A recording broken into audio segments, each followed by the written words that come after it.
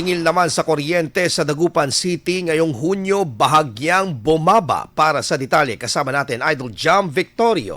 104.7 IFM. Report! Bahagyang bumaba ang singil sa kuryente sa Dagupan City at iba pang bayan na sakop ng Dagupan Electric Corporation ngayong Hunyo.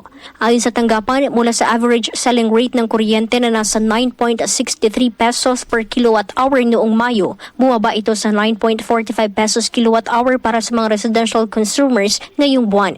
Dahilan umano ng bumabang presyo ng kuryente sa Wholesale Electricity Spot Market at pagbaba ng generation cost. Kinatigan naman ng ilang konsyumer ang tapyas sa Singil at umaasa sa tuluyan pang pagbaba nito kada buwan. Patuloy naman ang paalala ng tanggapan sa hindi atrasadong pagbabayad ng electricity bill buwan-buwan upang maiwasan ng abala dulot ng disconnection. Kasama mo mula dito sa IFM Dagupan, ito si Idol Jam Victorio, Tatak IFM. IFM News. IFM News. IFM News.